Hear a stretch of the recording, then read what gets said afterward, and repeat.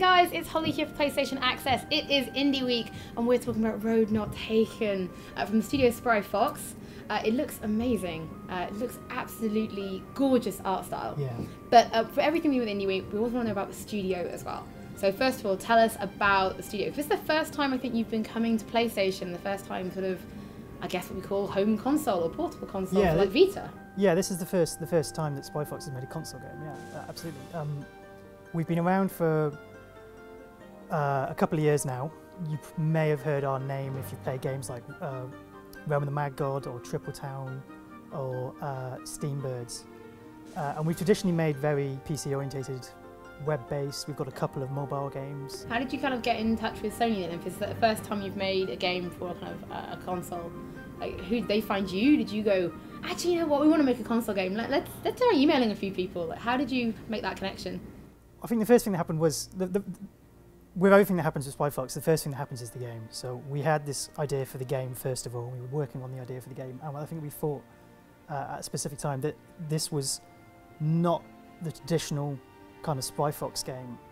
It was more of a self-contained unit, and we thought that and elements of the gameplay were quite suitable to console players, and so we thought that it would be interesting to take it to a console. And Sony were being so open about publishing on their console, and they seemed really interested in the game. So it seemed like a logical thing for us to do. You said the game was about life's choices, both positive and negative, which leads me into my next question, which is a little bit about the story, because it looks quite, even from the trailers you've put out, it looks quite powerful, quite emotional. So I think you need to give us a little bit of a hint of what's going on. So the story comes really, the story and the theme and the gameplay, they're all tied up together. And the name Road Not Taken comes from the Robert Frost poem, Road Not Taken, which is about coming to a certain point of your life and looking back and discovering maybe unintentionally you're not in the position that everyone expected you would be in. Either maybe you're worse off or better off, or you're just differently off. And it's about accepting that taking that different path in life can sometimes be a really good thing, and you shouldn't dwell so much on the road that you didn't take, the road not taken.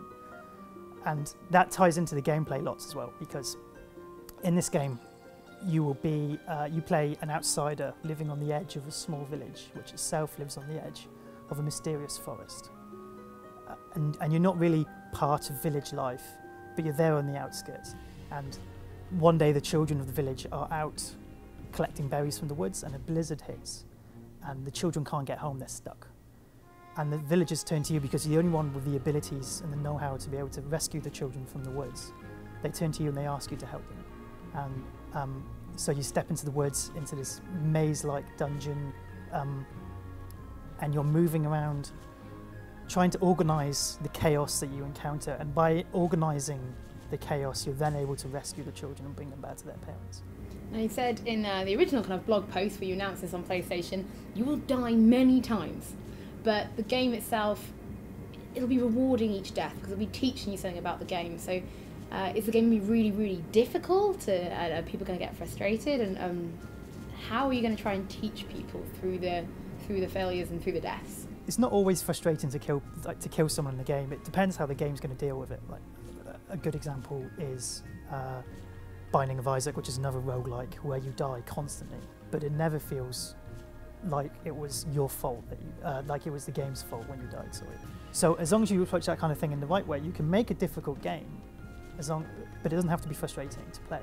But we've got a couple of other levels to it as well, because you might be dying, you might be failing at the immediate puzzles and have to reattempt them several times.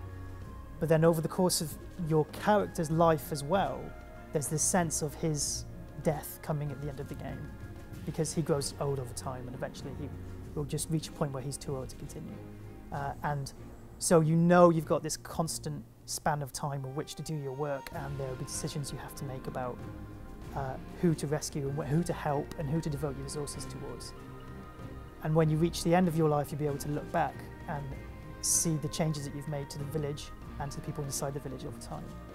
And then play it again, and then try a different path and try and help people in a different way. The art style of the game is gorgeous. There really isn't an awful lot quite like it. It's very cute, very simply drawn, but is obviously got an awful lot of detail because you're portraying a hell of a lot of emotion as well, exactly the same time. So where'd that kind of inspiration come from? And have you been any other games you've looked back on and thought, yeah, I love the way that works, that style? Well, the art comes from, we've got a really incredibly talented artist working on a game called Brent Kobayashi. He was the art director for a web-based MMO called Glitch, which some of you viewers might have played, which also had this very distinctive art style. He's incredibly good at coming up with these worlds and characters that look really unique. And Rather Not Taken in particular, I think he's done a really good job of creating this kind of winter landscapes without making it seem too cold and mysterious, that it still looks relatively interesting and inviting. And all these characters have this magical element to them, but it's kind of like an intimate magic that makes it really interesting to look at and just to watch, because like I was saying, like, the gameplay means that you might be stopped figuring something out for a long period of time.